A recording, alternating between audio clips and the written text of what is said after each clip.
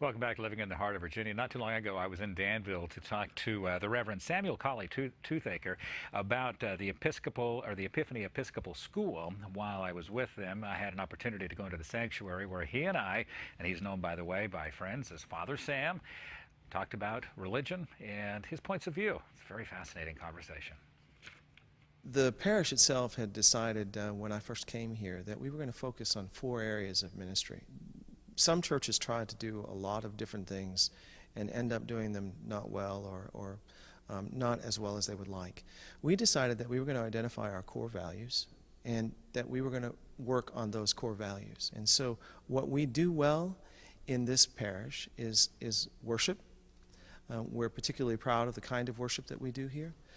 Liturgies, as we call them in the Episcopal tradition, it really means work of the people. And so we come together each Sunday to worship God, and it truly is the work of this community to do that. We decided that we were going to work really, really hard on Christian formation.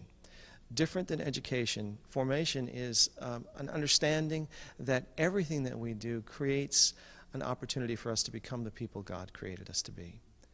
We were going to focus our life in this community on our youth, and so we work really hard with our youth and programs that help them grow into the kind of people we hope they will become. And we also do a great deal of outreach and mission ministry in this parish. I wanted to go back to something that you said. I love your use of the word formation. Sometimes I think that education becomes, I don't know, maybe a cloak, and it's something presented to the outer world, where formation becomes something internal that the individual actually owns. That's absolutely correct. The idea is that every part of life helps us to become the person that God created us to be. That's about what we learn in our head, but also how we develop our heart and what goes on internally. It's about us learning our place in the world from a number of different angles. One of them, of course, is the challenge that we have to love our neighbor as ourselves, the great commandment. But also, I think it's about our own personal spiritual development and in our own inner growth. And when we are working on all aspects of our life, when we are working on forming ourselves, then we have a better chance, I think, of standing solid in a world that challenges us in ways that many people just don't anticipate or expect. You know, I'm sure you hear this many times, and you touched on it right there, is in today's world, a lot of people are having a hard time finding, identifying, or owning their faith. We have so many divergent religions. We have anger, we have misunderstanding, we have war, we have strife, all of these things going on right now. What is your message to the community when we're facing all the things we are today? Well, here at Epiphany, one of the things that we really work very, very hard at is our understanding that we're called to do the work. You know, lots of communities fuss and fume and fight about theology and about doctrine, about dogma. And while those things I think are important for us to debate and communicate about and have conversations over, the real challenge for us is to do the work that God gives us to do. So in this place, we keep our eye on the ball, and it's about doing the work. You know, many years ago, I did some work in South Africa with children who had been orphaned by AIDS. And one of the things that I learned in that experience was that theology and doctrine and dogma didn't make a hoot of a difference when you were looking at a child who was suffering from bloat.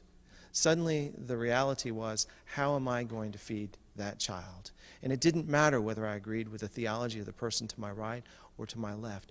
We were joined together. We were unified by the work, by the mission. And so that's what we try to do here. Let me take a moment. Let's talk a little bit about the sanctuary and about the building and so forth here. Beautiful building that you have. It's a very, very traditional building.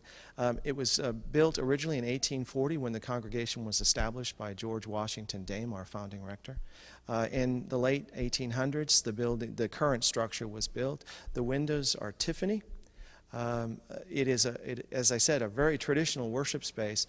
One of the things that we try to do in terms of our worship is to recognize that we draw all of the senses into how we worship. And so this place creates a great space where God can be encountered. And as we look at the outside of the building, tell us about the complex here. We have the sanctuary, but there's some other buildings. There's the school. We have the sanctuary, and then we have the parish house, which was built in the 1950s. That houses our school presently. There are 4 floors in that building, and we have 9 classrooms. The parish house also serves as space for our community gatherings, our fellowship, if you will, and all of the church programs that we engage in here. Episcopal Church of the Epiphany is located on Main Street in Danville. Their phone number is 434-792-4321.